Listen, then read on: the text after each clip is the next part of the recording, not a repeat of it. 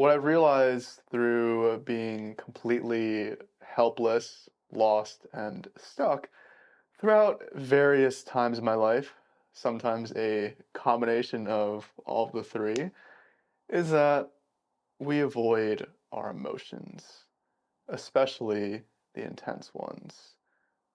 And in the process, we miss out on the opportunity to really listen to and integrate what our emotions are trying to communicate to us.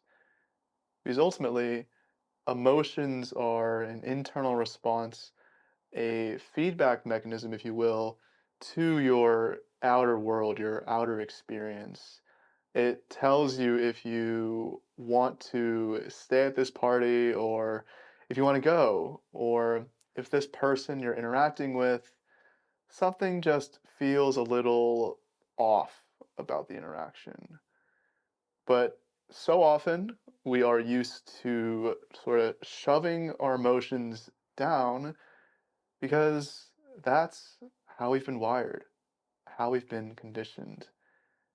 And if there's any indicator as to my own qualifications and experience with this, I mean, look at me.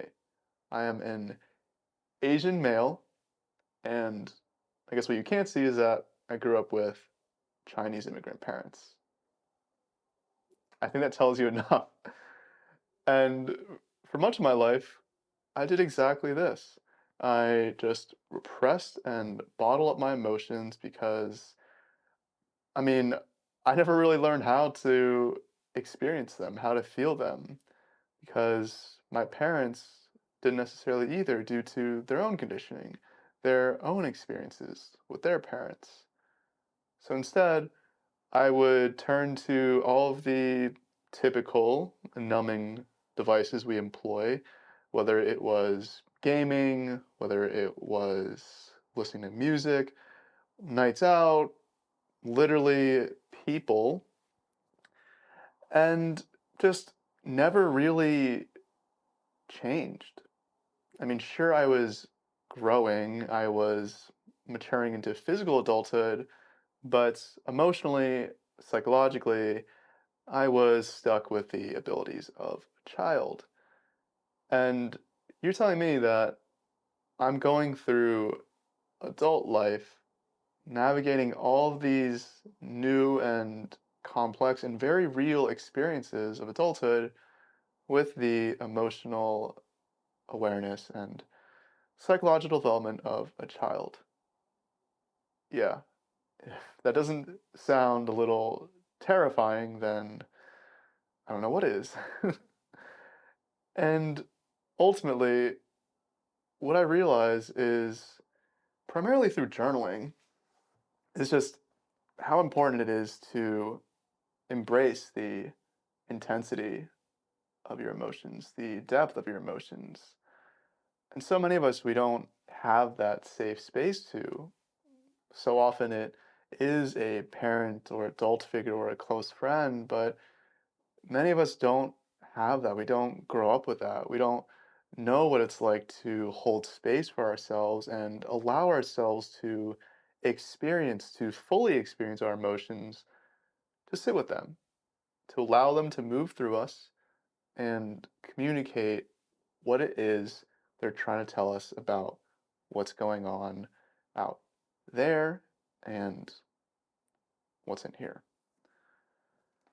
And journaling and writing really was that space for me where I could, without feeling ashamed really, because growing up, and maybe for you too, there's a lot of shame around experiencing your emotions due to a whole variety of factors, whether it's due to gender, culture, society, everything. It's almost damning to experience your emotions, especially with other people. And writing gave me the space to do that. Though honestly, I can't really say I was actively choosing to experience my emotions. It was more like I had no choice because of just how intense they were. And I've got a few examples in mind, but the first is when I finally embraced heartbreak, which is a damn tough emotion to experience, which many of us avoid, many of us hope that we never experience in life, and many of us never truly fully experience because we numb from it. By fully allowing myself to experience heartbreak, I revealed this narrative I'd been carrying and living by my entire life that I am unworthy as I am. By embracing the, let's just call it existential angst I was experiencing when I worked in my first job, which you realize later on you fell onto because of this narrative, I'm unworthy, I realized that I was pursuing a path in life, not just a career, but a path in life that wasn't true to who I am. And on the flip side, not just these pretty what we associate as dark emotions like heartbreak and angst, but on the flip side, on the lighter side, when I fully embraced joy, it revealed to me where I derive my sense of fulfillment in life from, and from there, revealed to me what my inner and outer purpose is in life. And it's only by embracing the intensity of these emotions and really allowing myself to succumb to them, if you want to call it that, was I able to finally shift my paradigm? Was I finally able to not be stuck, to not be lost, to not be helpless, but to finally experience life fully with all of the gift of aliveness that we're given as human beings, and to really live my truth as I am. But it's so difficult, I recognize, as someone who didn't fully experience his emotions for the longest time, it's difficult to consciously say I'm going to experience this. It's kind of like saying I'm just gonna put my hand on the stove while it is piping hot. Most of us can't do that. I'd argue many of us can't do that. But ultimately, that's what's needed. We need to embrace that intensity. We need to embrace the depths of all of those emotions, especially the extreme ones, if we really want to change how we are in life, how we experience it, how we show up. Because otherwise, all you're doing is just rearranging the same elements in your life, kind of like you're rearranging furniture in a room over and over and over again, and nothing changes. Nothing changes until you do, until you change how you relate to and experience your emotions. And writing, not that this is a video on writing or journaling, though I am actually in the process of working on a series on my writing practice, it's a way for you to have this safe space to experience your emotions. Because for so many of us, experiencing our emotions is unfamiliar. It feels unsafe, or maybe we were ridiculed, shamed, or hurt in the past, rejected, disconnected because of our vulnerability and expressing our emotions, expressing ourselves, expressing who we are. And if that's what you're experiencing right now, my heart goes out to you. Because I know how difficult it can be. It's so hard to be in that place. And I say that, I've said all of this knowing that, again, there is rarely a conscious choice to embrace this intensity, but to simply allow it.